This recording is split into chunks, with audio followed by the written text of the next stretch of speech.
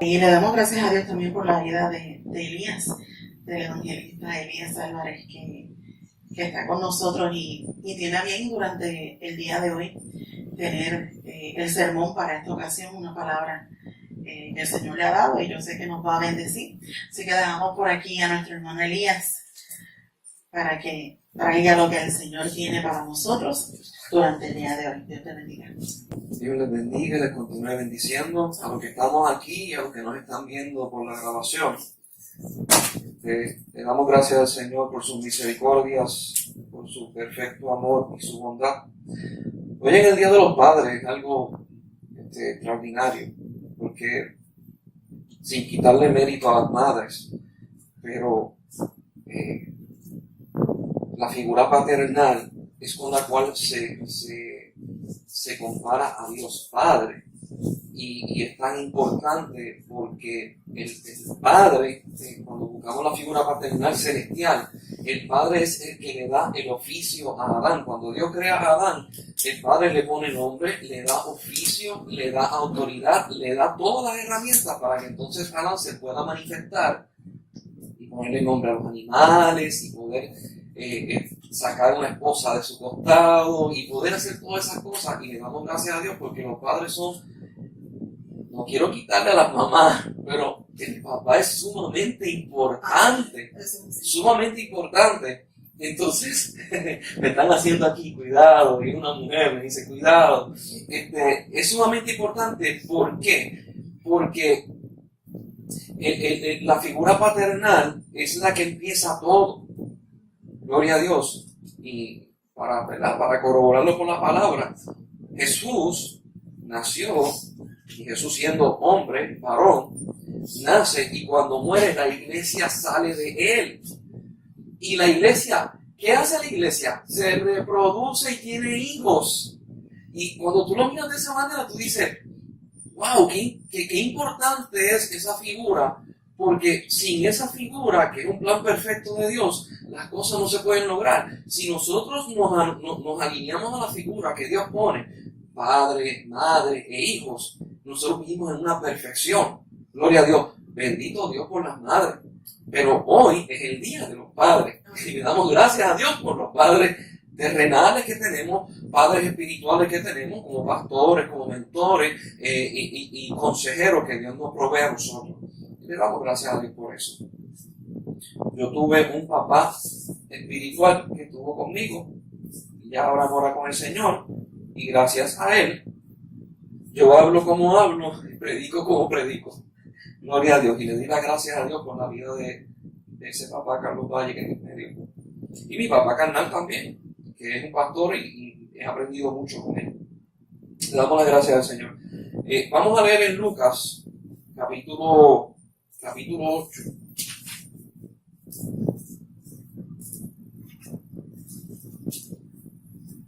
Y yo voy a estar tocando, la semana pasada Arlene habló un poco acerca de esto, porque ella predicó acerca de Jairo, predicó acerca de... Pero entonces tocó un poquito este tema, pero yo voy a coger eso mismo que ella habló por encimita y voy a adentrarme en esa palabra. Y vamos a hablar acerca del endemoniado gadareno.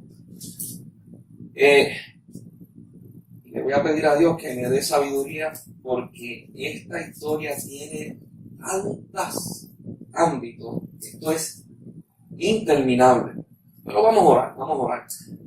Padre Santo, Padre bueno, tú que das la sabiduría a los hombres, tú que le das el entendimiento, abre nuestros corazones, abre nuestro entendimiento, háblanos a través de tu Espíritu Santo, para que esta palabra pueda ser transformando nuestra vida, dándonos herramientas, reconociendo cómo se mueve una cosa y cómo se mueve otra, para que podamos vencer y traer gloria a tu nombre, al nombre que es sobre todo nombre, Jesucristo, nuestro Señor y nuestro Salvador. Pedimos esto en el nombre del Señor. Amén, amén y gracias.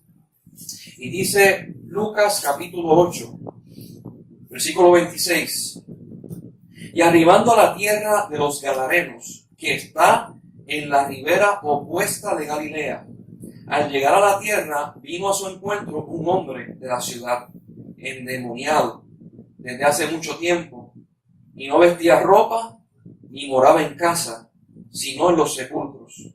Este, al ver a Jesús, lanzó un gran grito y postrándose a sus pies, exclamó a gran voz: ¿Qué tienes conmigo, Jesús, Hijo del Dios Altísimo?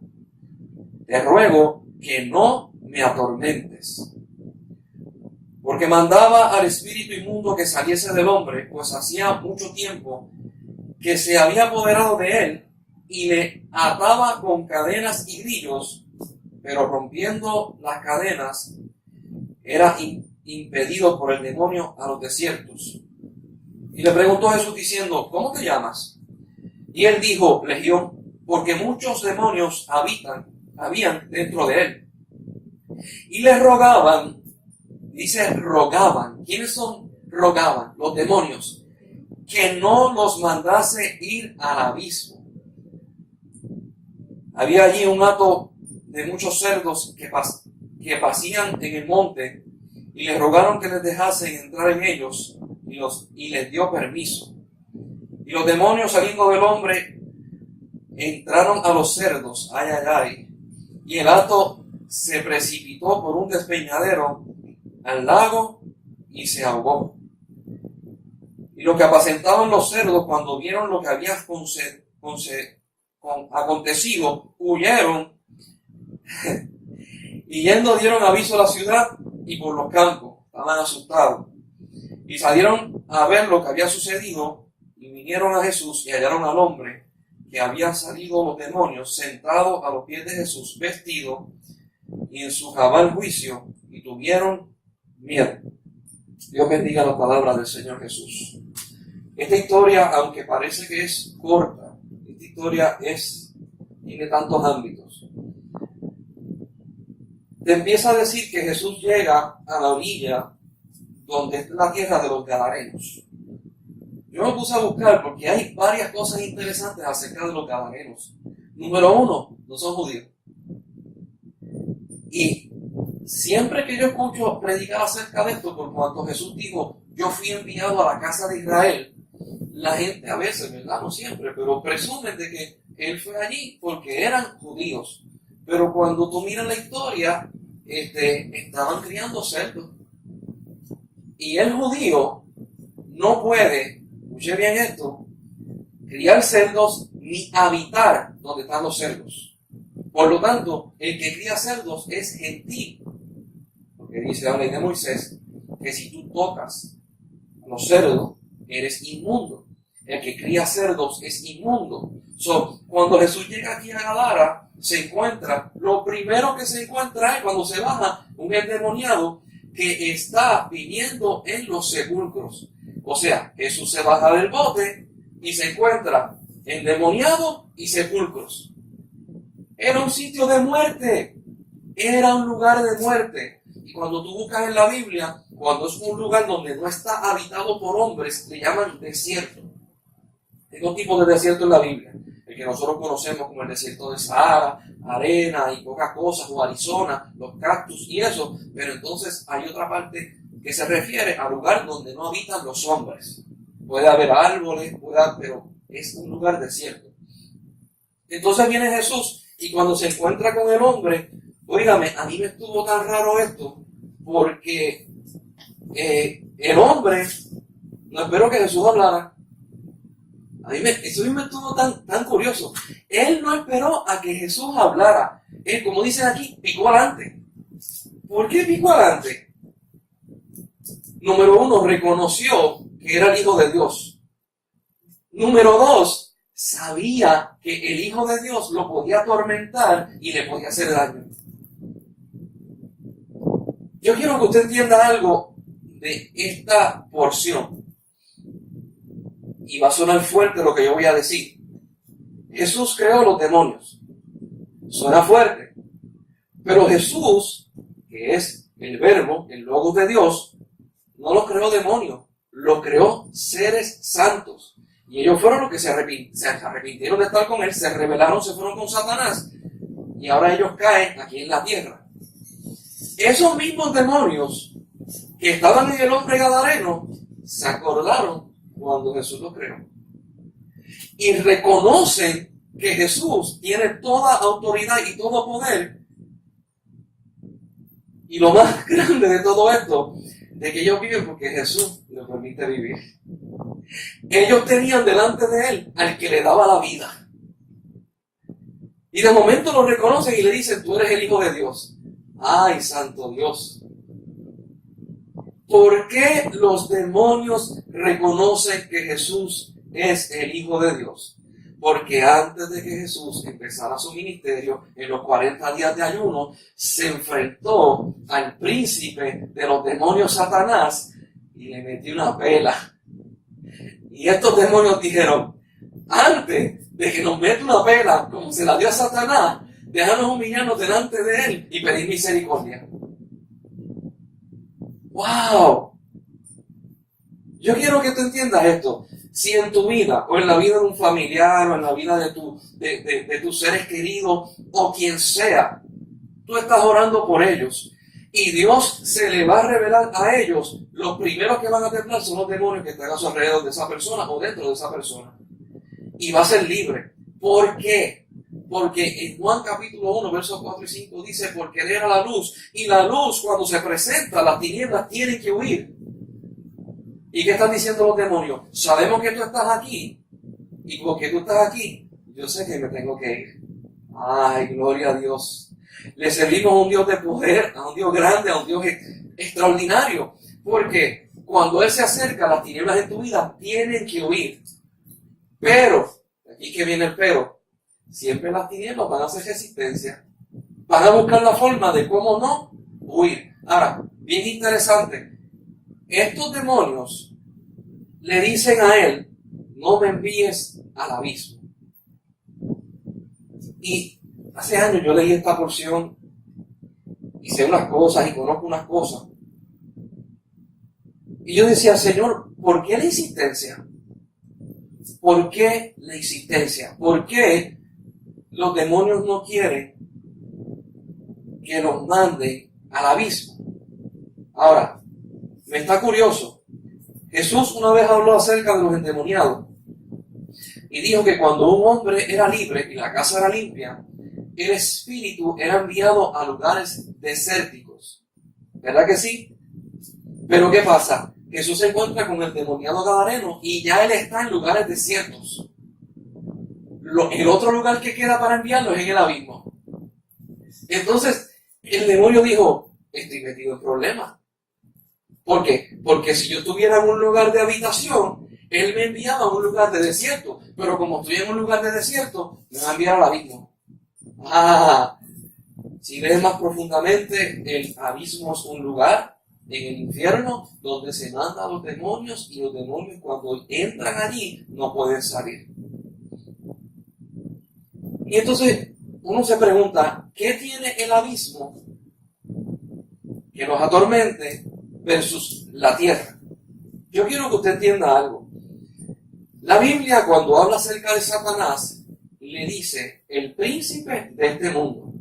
Y cuando Jesús habla acerca de Satanás y su gobierno, dice el reino de Satanás, el reino de las tinieblas. Y cuando se usa la palabra reino, tiene que ver con rey. O sea, Satanás está por encima de todo y todo el mundo está debajo de él. Todos los demonios están debajo de él. Y cuando Satanás se manifestó en la tierra y le gana a Adán y le gana a Eva, él hace algo, le quita el dominio a los hombres y reclama la tierra completa para él. Cuando buscamos en la historia, todos los reinos de la historia, su gloria es territorio. El territorio que puedan tener. Mientras más grande es el territorio, más grande es el reinado. Mientras más grande es el reinado, más gloria se le da a ese reino.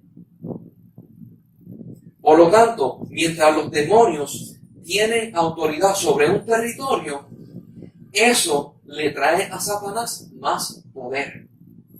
Mientras esos demonios salen del territorio, ellos pierden territorio y el reino de las tinieblas pierde autoridad, pierde dominio. Ellos están peleando con el Señor, número uno, adorándolo, número dos, tratando de convencerlo, y número tres, diciéndole, De todas las opciones, el abismo no. ¿Por qué? Porque el demonio le interesa territorio. Y aquí es que viene lo importante. Hay gente que dice, tengo problemas en mi trabajo, tengo problemas con el pagaré de la casa, tengo problemas con el pagaré del carro. A Satanás no le importa tu carro, tu casa, ni el trabajo que tienes. A él lo que importa es afligirte para que entonces él sea dueño de tu territorio. Que él sea dueño de lo que te pertenece y ese territorio sea marcado para el reino de las tinieblas. Satanás no está interesado en montarte en su carro. ¿Por qué? Él no necesita un carro para moverse. Inclusive, si tú tienes problemas matrimoniales y tienes problemas con tu esposa, a Satanás no le interesa estar casado con tu esposa. Él no quiere ese problema. Y si tuviera problemas con tu esposo y tu esposo es, ay Dios mío, un sanguíneo, vamos a usar la palabra, maldito sanguíneo, Satanás no quiere estar casado con él. Satanás lo que quiere es territorio. Son todas las pruebas, todo lo que el enemigo te tira a ti es para afligirte, para quitarte el gozo del Señor y para entonces tirarte a ti en un lugar de desesperación y que tú cedas tu territorio a él. Por eso es que estos demonios le decían a Jesús, tú eres el Hijo de Dios. O sea, yo te reconozco, y esto es bien interesante, porque Satanás reconoce que Jesús es el Hijo de Dios. Los hombres no lo reconocen. Los demonios reconocen que Él es el Hijo de Dios y se postran delante de Él. Los hombres no. Y cuando ellos reconocieron, ellos le están diciendo, a mí me gusta la cabeza, le están diciendo al Señor, yo tengo una cabeza que es Satanás, pero yo sé que tú estás por encima de él y tú eres mi Señor. Estoy amarrado, pero tú eres mi Señor. Ten misericordia de mí. ¿Y sabe lo más increíble? Jesús tuvo misericordia de ellos. Y ahí hay un aspecto que a mí me vuela la cabeza. Porque al Señor Jesús, que creó todas las cosas, le duele su creación. Le duele que su creación, y no estoy hablando solamente de la tierra, sino de todo lo creado, planeta, estrella, todo lo que le duele que se haya revelado. Y aún así, tiene misericordia. Pero entonces, viene mi pregunta, ¿qué hacía Jesús en Gadara? Gadara es un lugar de gentiles. Jesús no vino a predicar el evangelio a los gentiles, Él vino a predicarle a los judíos. ¿Por qué Él está en Gadara? Y me viene la pregunta, ¿por qué Él fue a Samaria y habló con la mujer del pozo? ¿Por qué Él fue a los términos de Tiro y Sidón y cogió a la mujer sirofeniza, en algunos evangelios dicen la griega, y le concede que la hija sea libre del azote, cuando ella no era judía? Porque Jesús lo hace. Porque hay una palabra que Dios le dio a Abraham y le dijo, en ti serán benditas todas las naciones.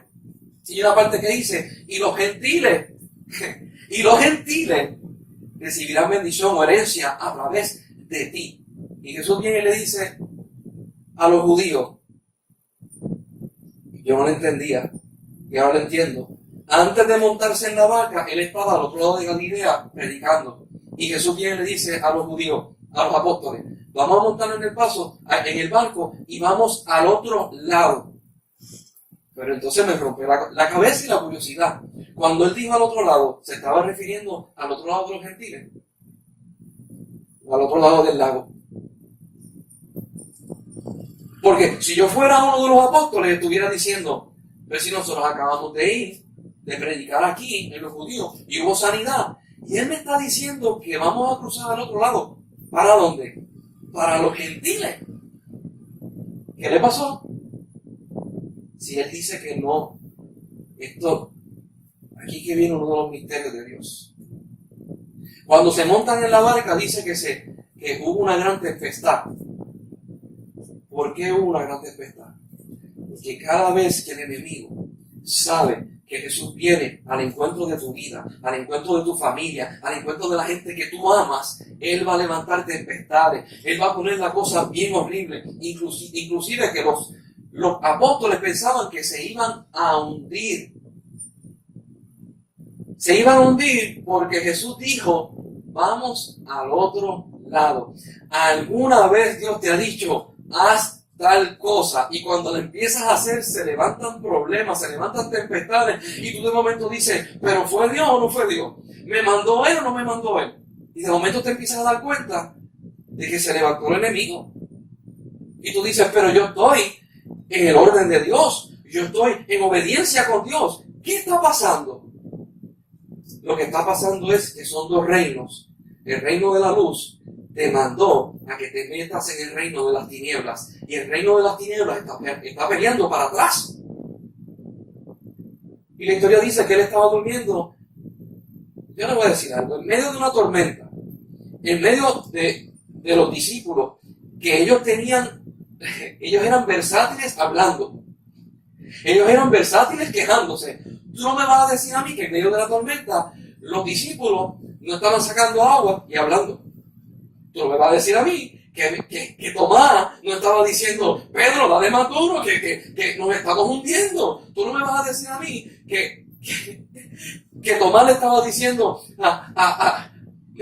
Juan, párate, haz algo. Tú siempre al lado de él. Y entonces en medio de todo ese revolú, Jesús está durmiendo. Ay, santo Dios. A mí me vuelve la cabeza loca. Porque en medio, ay, Señor amado, ¿sabremos nosotros dormir en medio de tormenta? Cuando Dios te manda a ti a hacer una obra, cuando Dios te manda a ti a predicar la palabra, cuando Dios te manda a ti a hacer algo, ¿sabrás tú descansar en medio de la tormenta? Porque si el maestro está descansando, se supone que yo descanse también. Cuando le despiertan a Jesús, Jesús se levanta, manda a callar el viento. El viento manda a callarlo, no las olas, el viento. No la materia en donde tú estás parado, es lo que viene de arriba, del lado, de los aires.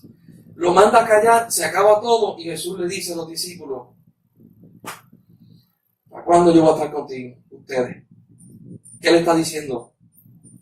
Yo le di autoridad a ustedes para echar fuera demonios y no la utilizan. ¿Por qué? Porque como no ven el endemoniado, no reprenden. Como están los vientos y el demonio viene de otra forma, no se prenden el demonio.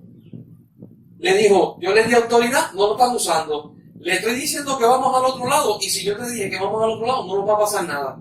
Esa tempestad se levantó porque el enemigo no quería que Jesús fuera a los gentiles. No quería que Jesús fuera a Gadara. Porque si Jesús iba a Gadara, se cumplía la promesa que Dios le dio a Abraham. El enemigo no quería. ¿Cuántas veces Dios nos ha dado promesas a nosotros? Una y otra vez. Y cuando nosotros estamos empezando a caminar, se vienen las tormentas. ¿Y cuántas personas cogen el bote, lo viran para atrás y regresan y dicen, para allá no voy hasta que se calme todo? Y me da la curiosidad. La tormenta era tal que yo pensaba que se iban a hundir. Y los demonios que tenía el gadareno eran tantos que no se podían contar. ¿Habrán salido los demonios del gadareno a levantar esa ola y esos vientos? Porque dice, somos legión, porque somos muchos. Y Jesús cuando manda a calmar la tempestad, llegan a donde el gadareno. Y esto es algo bien interesante. Jesús dijo, yo soy luz. Donde quiera que Jesús se para, las tinieblas tienen que huir. Cuando Él llega y el demonio dice, ¿qué tienes con nosotros? Nos vienes a atormentar. La luz atormenta a la oscuridad. Si alguien ha pasado por una experiencia, a mí me pasó una vez que me operaron unos nódulos que tenía en la cabeza superficiales, fueron 12, me metieron en sala de operaciones, anestesia. Cuando yo me levanto, la doctora me dice, puede ser que te dé fotofobia. Y yo dije, yo sé lo que es foto, yo sé lo que es fobia, pero que le voy a tener miedo a la cámara. Jesús te dice, ¿qué es eso? Y me dice, no. La luz va a provocar en tus ojos molestia y dolor. Tanto así que la cabeza vas a sentir que te va a estallar. Y yo dije, pues está bien. Al otro día no sentí nada, a la semana no sentí nada. A los 7 días, yo tuve que ponerme una camisa gruesa por encima de la cara, ponerme un sombrero y taparme los ojos, porque mis ojos no aguantaban lo que es la luz. Y a mí eso me rompió la cabeza. ¿Y cómo va a ser que la luz me cause dolor? Y es porque cuando nosotros tenemos tinieblas en nosotros, la luz es otra naturaleza. Y la luz viene a irrumpir la paz que hay, si es que se puede llamar paz en las tinieblas, viene a irrumpir. Entonces, esa luz saca fuera la oscuridad y sana. Y yo decía, yo no puedo creer que por primera vez, yo salgo afuera y el sol está en su potencia y yo me gozo por lo que yo veo. Yo no podía ver, yo estaba así. Bueno, llegó el momento, eso me pasó, mi esposa estaba guiando y yo no podía, yo me tapé completo y mi esposa me decía, pareces un árabe, no se te ve nada. Y yo así tapado, yo le decía, sigue guiando, llévame a mi casa. Cuando llegamos a la casa, cerramos todas las ventanas del cuarto, cerré la puerta, yo no quiero ver nada. Y aún la luz que entraba por las persianas, lo poquito que entraba, causaba dolor, me causaba molestia. ¿Será eso lo que siente las tinieblas cuando se acerca a Jesús? No lo puede soportar. No lo puede soportar. Ellos dijeron, tú vienes a atormentarnos. ¿Por qué? Porque la luz de Jesús es tormento para el demonio. Si hay alguna persona que está pasando por situaciones y por tribulaciones en su casa, una buena oración sería, Señor, habita conmigo en esta casa y que tu luz alumbre todos los cuartos, todo el patio y eche fuera las tinieblas. Es una oración bonita, porque eso es lo que pasa. Entonces viene Jesús y le dice al endemoniado, te voy a conceder que te vayas al hato, a donde están los cerdos. ¿Por qué? Los demonios son inmundos, los cerdos son inmundos, vete a vivir donde te pertenecen. Y se fueron, y dice la Biblia que cuando los demonios cayeron encima de ellos, los cerdos se fueron a un despeñadero, se tiraron y se ahogaron, se murieron. Mi pregunta es la siguiente, si los cerdos no podían aguantar la presencia de los demonios, Dios santo, ¿qué estaría pasando a ese hombre endemoniado? ¿Cuántas veces ese hombre deseaba la muerte y no podía? Y me llama la curiosidad, ¿qué hacía Jesús en Gadara? Sigo con la pregunta. Jesús fue a Gadara porque el endemoniado dentro de él clamó a Dios. Jesús no fue a Gadara porque a Jesús le dio la gana ir ahí. Jesús fue a Gadara porque el endemoniado en algún punto dijo, Dios mío, ayúdame. Y Jesús fue a libertar a ese hombre. Y volvemos otra vez a lo que es territorio. ¿Por qué Jesús va a Gadara? Porque en Gadara eran gentiles. Y cuando tú buscas la historia, los gentiles adoraban a muchos dioses. Y ese territorio le pertenecía a la oscuridad. Y Jesús dijo, yo voy a ganar territorio en Gadara. ¿Y por qué yo uso esta frase? Porque Él se llama el Rey de Reyes y Señor de Señores. Y Él dice, mi reino está aquí. Y de la misma manera que Satanás quiere tener territorio, Jesús, el reino de los cielos, quiere tener territorio. Y tú vas a decir, pero ¿cómo que es esto? Territorio. Si Él me quiere salvar a mí, claro. Cada vez que Dios salva a una persona, esa persona se convierte en luz. Porque se convierte en luz, sale luz, y todo lo que es de esa persona es luz, y las tinieblas no están. Las tinieblas perdieron ese territorio. Y usted va a decir, ¿y qué tiene que ver el territorio? tiene que ver con todo. Jesús dijo, el fin vendrá cuando este evangelio sea predicado a todas las naciones, a todas las tribus, el último rabito del planeta que sea predicado, hasta que esta palabra no sea llenando todo el territorio, entonces yo vengo. ¿Por qué? Porque cuando sea proclamado territorio completo, entonces el Rey de Reyes va a decir, vengo por lo mío. Es una conquista, es un reinado. Y nosotros somos, la Biblia dice que somos embajadores. Bendito sea el Señor. ¿A qué llamaron la iglesia? A quedarse en las cuatro paredes y decir, vamos a brillar aquí como un faro y que la gente venga aquí. O llaman a la iglesia para que brillemos y salgamos y ganamos territorio para el Señor. Si hoy hay algo que yo quiero expresar, es nosotros somos luz, nuestro Padre es luz, Padre de la luz, y Jesucristo es luz, y nosotros nos extendemos y ganamos territorio para el reino de los cielos. Cuando este hombre fue libre, dice que el pueblo, y esto es algo bien curioso del ser humano, dice que los que estaban ahí, que vieron lo que pasaron, se asustaron de tal manera de que se fueron al pueblo a decirle a ellos lo que pasó. No a decirle a ellos lo que Jesús hizo, sino decirle a ellos lo que ellos interpretaron, lo que ellos vieron. Y cuando vino el pueblo vino a sacar a Jesús. ¿Por qué? Esto es bien importante. Porque los demonios no pueden rechazar la luz, pero los hombres sí. Hay gente que se confunden y dicen, toda rodilla se va a doblar. Sí, ese versículo de toda rodilla se va a doblar es cuando Él venga en la nube de los cielos. Pero ahora mismo los demonios creen y tiemblan, pero el hombre no. El hombre no. Y nosotros tenemos que entender eso. Y cuando vinieron los de la ciudad le dijeron, vete. ¿Sabes? Yo no sé, yo no entiendo todavía, ¿verdad?, el aspecto completo, pero si él estaba viviendo en un sepulcro, imagínate cuando fueran a enterrar a alguien, se encontraban con él. Y eso era un problema. Eso era un problema. No podían enterrar a sus seres queridos en paz.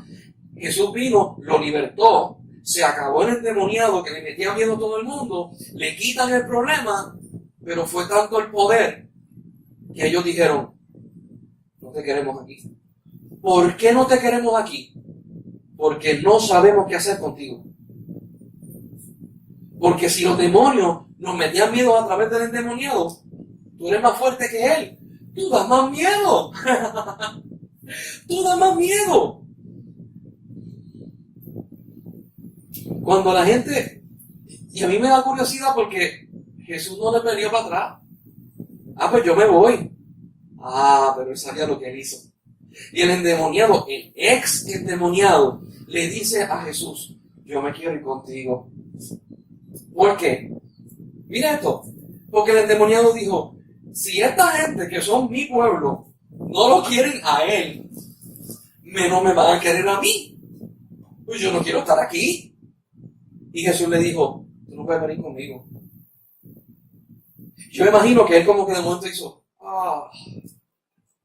pero de momento le dijo, te voy a dar propósito. Ve y dile a tus familiares las grandes maravillas que Dios ha hecho contigo. Ve y dile a tus vecinos lo que Dios ha hecho contigo.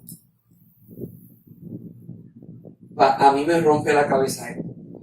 Jesús llama a los apóstoles y los apóstoles están todo el tiempo con Jesús, cogiendo fuerza de Jesús, caminando con Él, durmiendo con Él, aprendiendo de Él. Y a este hombre, un solo momento, se transformó y Dios lo envía como evangelista. Solo. Oh my God. Solo. Y aquí es que viene una parte interesante de Dios. El pastor que me enseñó a mí, el pastor que me discipuló a mí, Carlos Valle, él era sacerdote de Satanás. Y él tenía varias legiones encima de él. Y cuando él fue libre, el mismo Señor Jesucristo se le aparece. Y se le tiene que aparecer con poder y con gloria. Y hace un pacto de compromiso con él, como no lo hace con un ser humano normal. ¿Por qué? Porque él estuvo metido en las garras de Satanás, en las garras del infierno. Cuando él sale a servirle al Señor Jesús, él tiene una unción especial, él tiene una autoridad especial de parte del Señor. Y él se empezó a manifestar de una forma como pocas personas creyentes acabados de convertirse, se va a manifestar. Y yo creo que este endemoniado gadareno, que sintió tanto poder demoníaco en su vida, que sintió tanta presión demoníaca en su vida, a él le tenía que dar una doble porción. Y cuando él fue a predicar, a él no le faltaron las esperanzas, no le faltó la fe, no le faltó el ánimo ni el deseo, porque el mismo Dios estaba con él. ¡Oh, Dios mío! Dios estaba con él y se manifestó, pareciera que más fuerte que con los apóstoles. Y me rompe la cabeza. Un gentil se manifestó el poder de Dios. Y él le sirvió a Jesús sin estar caminando con él. Aleluya. Más adelante en la historia dice que Jesús volvió a Gadara. Pero, ¿qué le pasa a Jesús metiéndose otra vez en el sitio de los gentiles? Yo quiero que usted entienda algo, para los que les gusta la historia. Los judíos no les gusta ni siquiera tocar a los gentiles cuando los van a saludar. Porque para el judío, los gentiles son inmundos. Y si tú tocas algo inmundo, tú eres inmundo hasta la puesta del sol. Nada más, tú vas a Nueva York y cuando tú te encuentras con los judíos ni siquiera te hablan a ti. Y si te hablan es porque tienen necesidad de saber algo.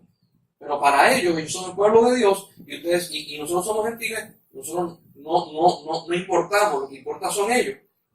Imagínate, nada más ni te hablan ni te saludan. Imagínate entrar a territorio gentil. No quieren. ¿Por qué? Porque si tú como gentil, tú tienes cosas de abominación en tu casa, las paredes son abominación también. Y si ellos tocan las paredes, es abominación. Y si ellos entran a la casa y se sienten en tu sofá, ellos están inmundos.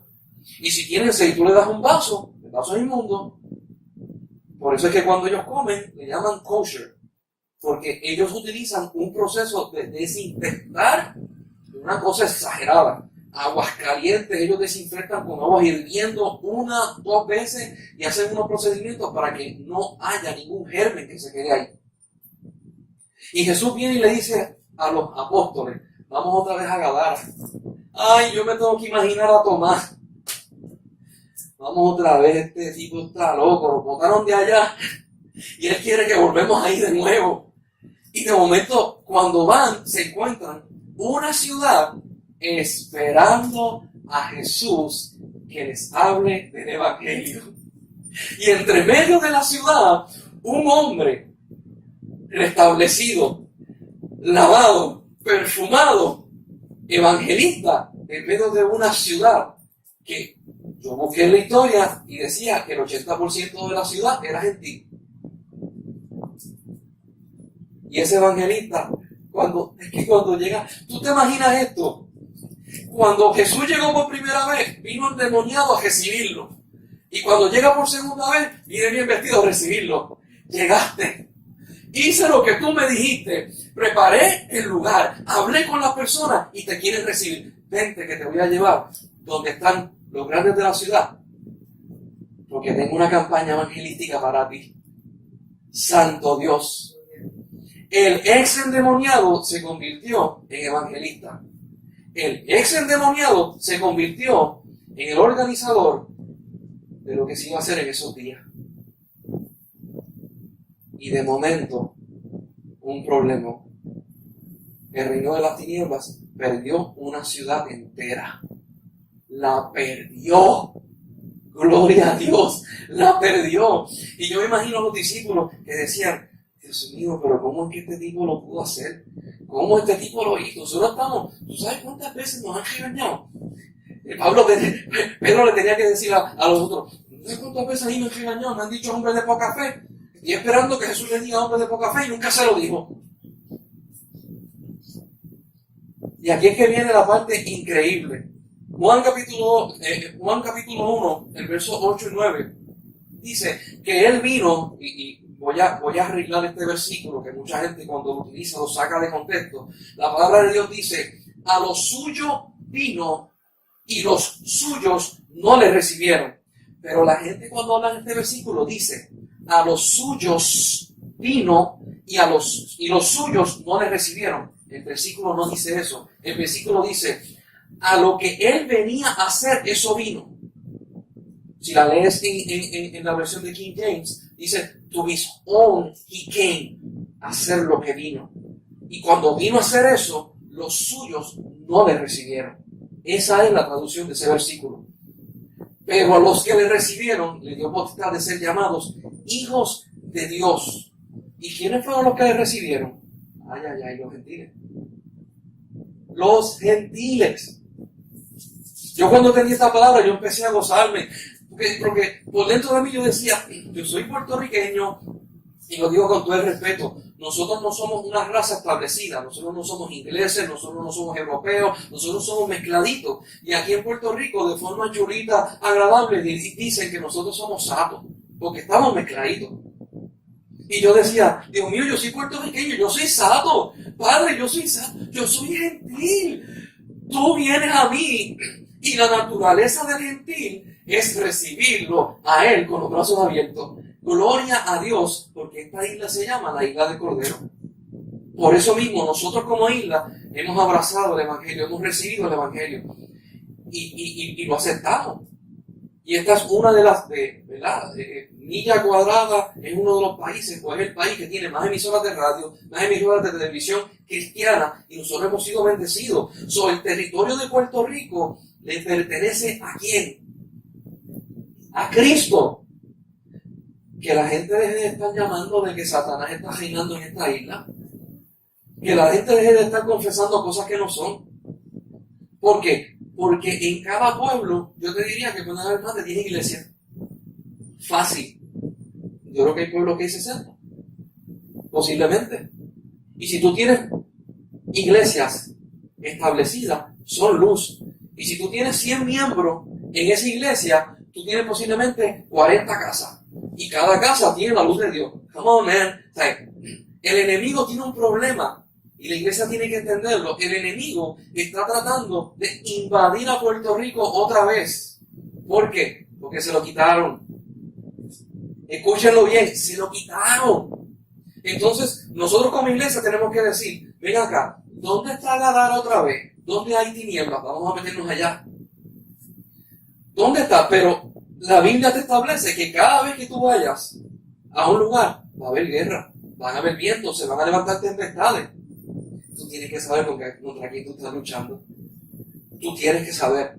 Y posiblemente cuando Dios te manda a hacer algo, la gente que está alrededor tuyo te va a decir, nos hundimos, despiértate. Lo voy a poner como los puertorriqueños. Pero tú eres loco. ¿Para qué tú vas para allá? Si allá no te quieren. ¿Para qué tú vas a hablarle a ellos si no te van a escuchar? Si están en demonía. Tú sabes lo que hay. Cuando aterricemos, tú sabes lo que hay. Un montón de demonios. Donde yo vivo hay un colmado que se llama Colmado Colón. Y hacia mi casa, antes, habían 3 colmados. Y yo voy a describir los colmados según la categoría de las personas que van ahí. El primer colmado era bien familiar.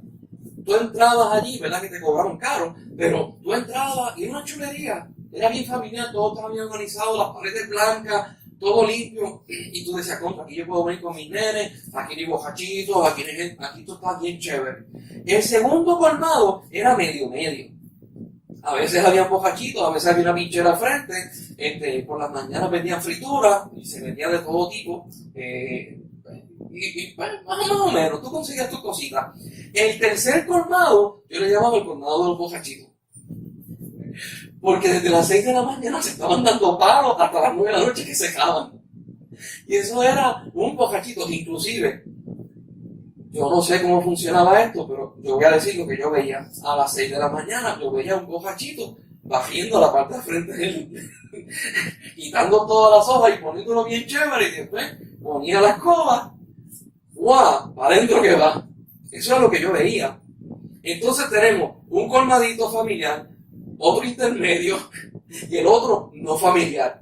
¿Tú sabes dónde yo hacía mi compra? En el de los bocachitos. Yo hacía las compras en el de los bocachitos. Y mi esposa me decía, Elías, ¿por qué tú haces compras ahí? Y yo le decía, es que estoy invadiendo territorio. Y dice, ¿cómo que tú estás invadiendo territorio? Eso está lleno de tinieblas y yo estoy metiendo luz. Eso está lleno de tinieblas y yo estoy metiendo luz. Y ella me decía, chico, pero ¿y si pasa algún hermano por la carretera y te ve saliendo con una bolsa de papel? Y tú compraste 2 maltas, pero estás agajando la verdad. Y los hermanos van a decir, ya, hombre, mira este. Y yo les digo, ¿sabes qué? Dios nos mandó a nosotros a impactar. Yo tengo autoridad por encima de todo lo que se manifiesta en ese lugar. Y mi luz va a hacer la diferencia en ese lugar. Y hasta el día de hoy hago compra ahí.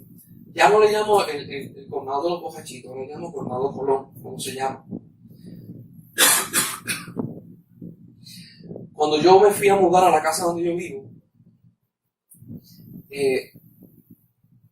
voy a decir gracias, Señor. Yo vivo en unas montañas, yo vivo en Duay Alto, son unas montañas y la carretera principal te lleva al Rosario, lo que conocen, eso es en San Germán, el poblado de Rosario. Cuando yo me voy a mudar, me mudo, creo que fue a la semana, yo me di cuenta que hay algo que está brincando de montaña en montaña, de montaña en montaña está brincando. Y yo miro con el rabo del ojo y yo dije, ay, ya yo sé lo que es. Y aquello brincaba y se estaba acercando. Estaba buscando a ver quién era que se mudó a esa casa. Y cuando yo miro, es un demonio. Es un demonio que él es señor de ese lugar. Él está hablando todo ese lugar, toda esa montaña. Y cuando yo lo miro, lo veo, sigo caminando, sigo haciendo mi trabajo. Porque, número uno, los demonios, a mí los demonios no me meten miedo. ¿Por qué? Porque yo le meto miedo a los demonios. Todo el que tiene al Hijo de Dios dentro de su corazón, los demonios le tienen miedo. Cuando el demonio le voy a decir algo para que sepa más. Usted ha visto todos esos endemoniados que cuando hablan dicen, pero estoy aquí, bla. Ellos están haciendo fronte, ellos no hablan así.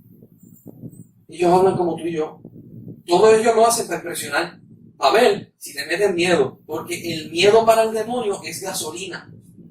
Tú respondes a ese miedo y ellos se empoderan. Pero cuando tú no le tienes miedo, entonces ellos vienen temblando a ver quién tú eres. Y ese demonio se hace temblando. Y yo dije dentro de mí, ¿sabes qué? Ese tipo no se va a ir de aquí hasta que yo me presente y él sepa lo que hay. Y yo cogí, lo miré y le dije, ¿cómo tú estás? Me mudé aquí a tu territorio, que ya no es tu territorio, ahora es de mi Señor. Y le dije, mi nombre es Elías Álvarez. Antes aquí vivía un pastor, porque era el Nelson Colón el que vivía en esa casa. Le dije, antes aquí vivía un pastor y él se fue, ahora llegué yo. Y te voy a decir algo, la luz de Cristo va a brillar en este lugar, y aquí se van a hacer campañas evangelísticas, y aquí se va a predicar la palabra, y aquí se va a convertir un montón de tiempo, y tu tiempo es corto, te vas de este lugar. Pasaron meses, y empezaron las campañas evangelísticas en ese lugar. Y ahora hay campañas evangelísticas, creo que cada 2 meses hay una campaña evangelística. Abajo de mi casa viven unos cristianos. Al cruzar la calle viven otros cristianos. El temor de Dios está en toda el área. ¿Por qué? Porque nosotros como hijos de luz somos hijos de luz. Las tinieblas nos tienen miedo. Las tinieblas te tienen miedo. Yo no sé si usted lo puede entender. Cuando el enemigo empieza a planificar, el enemigo empieza a decir, ¿en qué lugar no hay luz? Para poder fortificarlo. Y cuando dice, en ese sitio hay luz, dice, padre, vamos a meter unos demonios especializados a ver si podemos quitar el gozo, a ver si podemos quitar los anhelos, el deseo, a ver si baja la intensidad y nosotros nos podemos meter porque donde hay luz hay problemas para ellos. Y el demonio tiene miedo. Nosotros estamos para alcanzar territorio. Mire, Jesucristo venció en la cruz del Calvario. Y hay un versículo que dice que nosotros somos más que vencedores. El enemigo, cuando ve a Arlene, le tiene terror. ¿Por qué? Porque Arlene no es una vencedora. Ella es más que vencedora. O sea, antes de que puede haber algún tipo de batalla, el enemigo sabe que va a perder. Cuando ve a Wanda, dice, Dios mío, voy a salir con los labios hinchados, con un ojo apagado, voy a salir con las piernas rotas. Esta tipa está difícil. Le tienen miedo cuando ven a Alberto igual.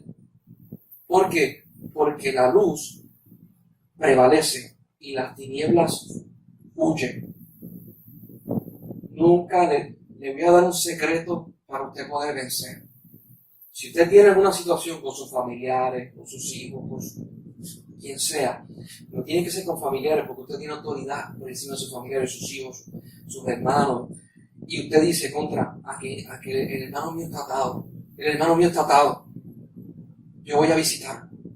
Y cuando usted toma la decisión, usted siente una resistencia, no de Dios, sino algo que se resiste. Y se monta en el carro y se resiste. Y cuando va a entrar a la casa dice, diantre, este aire está demasiado cargado. Va bien. ¿Por qué? Porque ellos van a hacer resistencia. Cuando tú te metes, hay una palabra de Dios que se acciona. Y es, yo estaré contigo todos los días de tu vida hasta el fin del mundo. Cuando tú te metes a esa casa, cuando te metes a la casa de tu hijo, cuando te metes a la casa de tu mamá, la luz que está dentro de ti echa fuera las tinieblas y empieza a haber esperanza en ese lugar. Y la persona empieza a darse cuenta los errores que está cometiendo, empieza a ver las manías que está teniendo, las cosas que confiesa, empieza a darse cuenta y dice, espérate, hay cosas que hay que sacarlas de aquí. ¿Por qué? Porque antes no la veía, pero después que entras tú, la persona empieza a verlas. Y la libertad de Jesucristo entra a esa casa. Nosotros somos luz en medio de las tinieblas.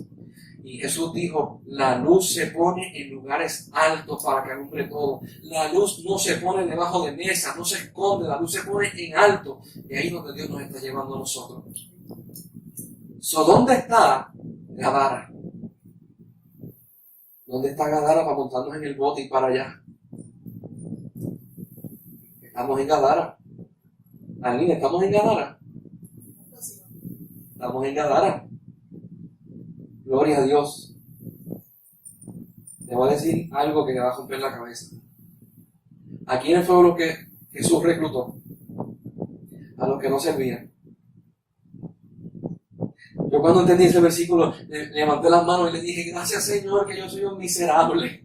Gracias Dios mío que este mundo no me cataloga a mí como nadie grande. Gracias porque tú me escogiste. Gracias porque tú me revelas. Gracias porque tú estás conmigo. La esperanza del justo. Yo no tengo que ser grande delante de los hombres. Él me hace grande. Y Él está conmigo.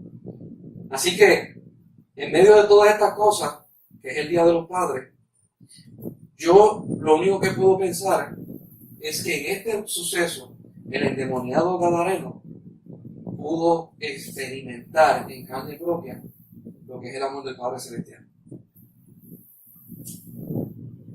Saber lo que es el amor del Padre. Y verlo y decir, wow, desde mis adentros clamé y me escuchaste y viniste a mí. Así que le damos las gracias a Dios, no tan solamente por su palabra, sino por todas las cosas que nos ha dado a nosotros. Dios está obstinado en salvar al hombre. Dios está obstinado en darle vida en donde hay muerte, dar luz en donde hay tinieblas. Le damos las gracias a Dios por su palabra y que Dios les bendiga en nombre de Jesús. La pastora Arlene con nosotros.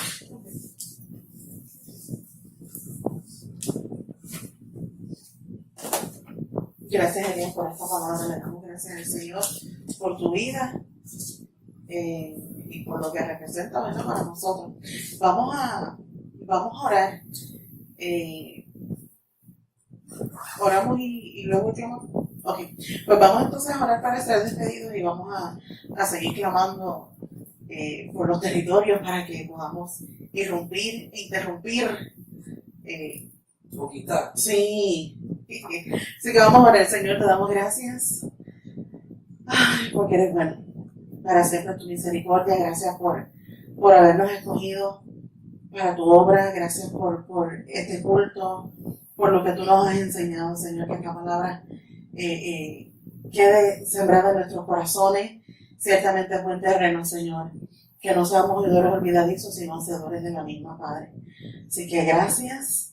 Eres maravilloso, Señor, y nosotros estamos tan felices, porque nos visitas con tu presencia, porque tú mismo vienes y estás aquí con nosotros.